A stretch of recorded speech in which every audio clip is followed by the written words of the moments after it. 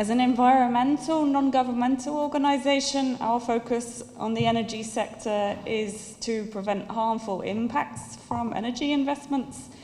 And so we are looking both at those investments which we want to see speeding up, particularly solar, wind, heat pumps, and so on, and those investments which are part of the old energy system, which we believe need to be left behind, including oil, gas, and coal. And so what we see in the region in the last 15 years, there was extremely slow progress. There was way too much concentrating on hydropower, because it was basically what everybody knew, what the local companies could get more involved in easily. But actually, a lot of small hydropower was built that doesn't actually produce that much electricity. So a lot of subsidies were wasted, a lot of time and effort was wasted in a source which ultimately cannot provide a big growth in the sector. I'm glad to say that in the last 3-4 years that has changed finally. We definitely see a speeding up of wind and solar investments now. What I think is a major issue for us as an environmental organization is that we don't see much of advance in fulfilling the requirements of pollution control legislation, especially by the coal plants in the region. Just a couple of days ago, we had our 6th edition of our regional report, which examines this issue, called Comply or Close.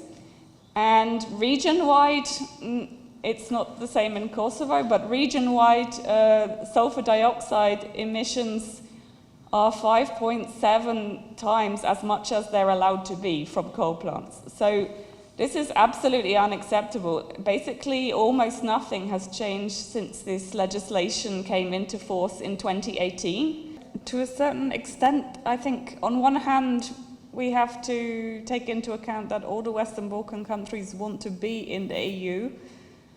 So, on one hand, I understand that it's very difficult to make these adjustments. The EU, every legislation that comes out of the EU is a compromise between 27 countries, and so it always ends up very complicated, and especially for small countries like most of the Western Balkan ones, it can be very complex and very difficult to implement. But on the other hand, everybody has to do it eventually. I mean, if the countries want to be in the EU, they have to do it. So the question is indeed how to mobilize those resources which are available to help. When it comes to the CBAM, first of all, actually there is a specific part in the regulation regarding electricity which actually allows some flexibility for the Western Balkan countries if they will comply with certain conditions that they could be exempt from the CBAM.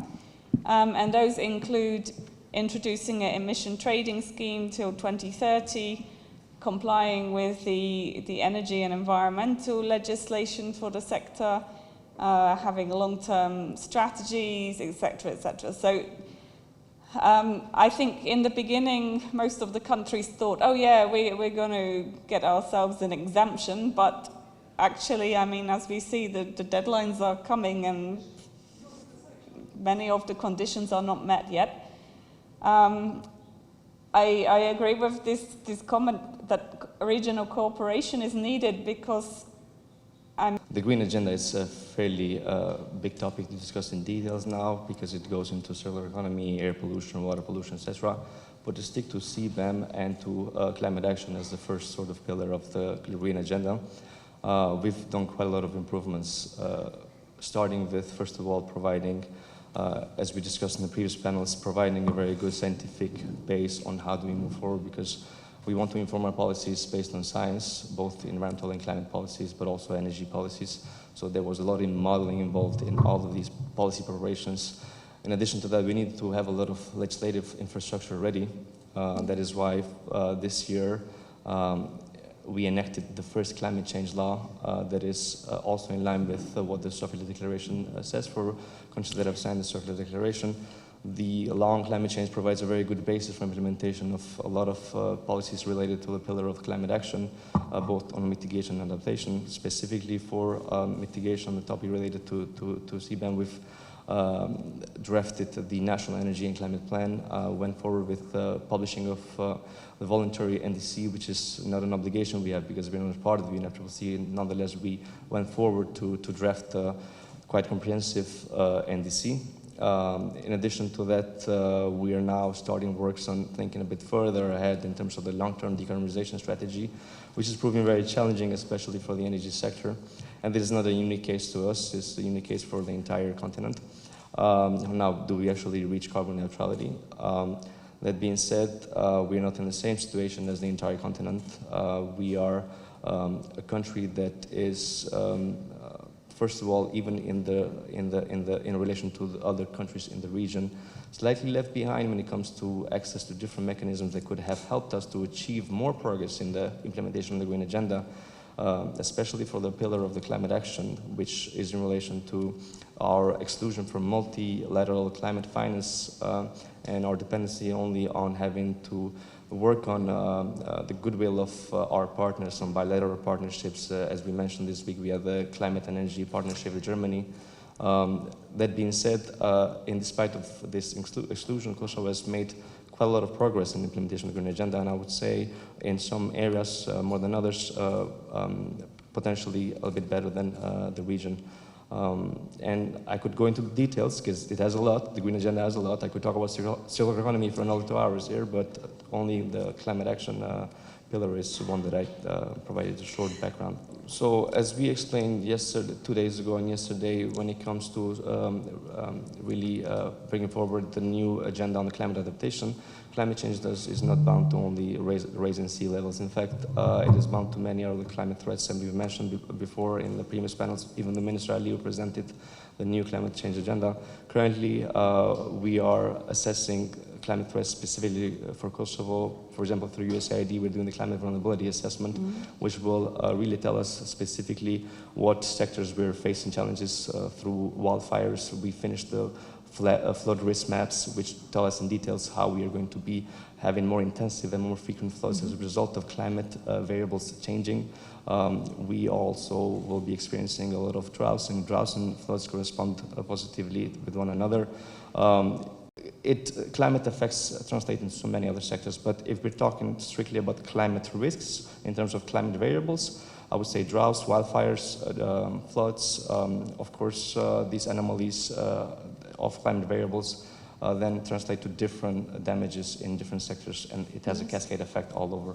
Yes, Green Agenda represents a kind of reflection of the EU policy, which is embodied in the Green Deal on the Balkan region.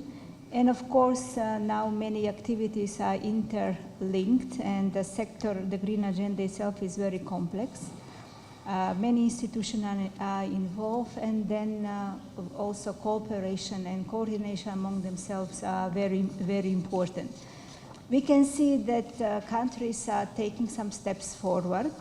However, I believe that more is possible to be done, especially in what it means cooperation with the private sector, but also establishing a system, an administrative structuring system, who will take responsibility of implementation of the Green Agenda, which in essence is multi-sectoral dimension. So it's really rich different aspect of our living.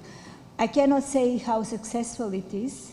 I cannot say it is half done or give it a percentage, but I can say that what we can see is that they are moving forward. They are implementing some activities, like, for example, the climate law that the government is now preparing. Also, I would like to mention another fact that maybe now the green transition is more in the focus. However, I believe that we should not neglect other sectors like the wastewater treatment plants, waste management, which are also important for the country to implement the green agenda, because that is one of the core pillars of the green agenda, depolluting. Thank you. I want to contribute something to the discussion that was previously conducted, and to say about CBAM, whether the companies are ready. No. Nowhere in the Balkan region and also in the world are ready to embrace and implement the CBAM regulation as it is. Starting January 2026, each company in these sectors should provide a report. They already started providing such a report, but this report that shall be from January should be reports that will be counted to buy the CBAM certificates, which should be paid the latest by May 2027. CBAM will impose a kind of, I would say it may have political problems, issues in the Western Balkan region if the country would not cooperate. CBAM regulation is very strict in terms of saying, if you pay domestically the carbon tax, that will be deducted from the carbon tax that you will pay when importing to the EU. Many countries in the region now will start imposing carbon tax, and you are right. You have a product coming as a resource material, as a raw material in other product, and this product should be counted when you export. Countries are very much connected.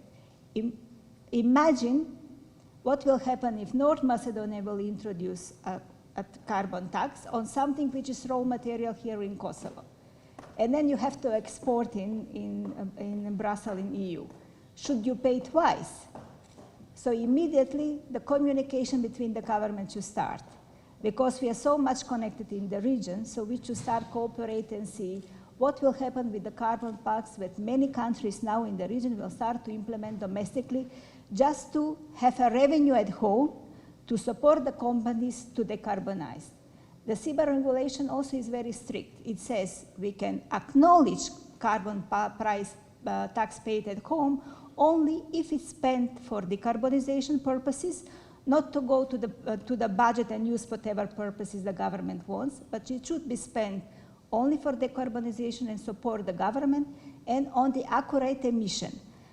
And we now know with the growth plan facility, the countries by end of next year should have fully implemented, or at least to have the system ready for monitoring, reporting, accreditation and verification, which is a kind of a base for the CBAM.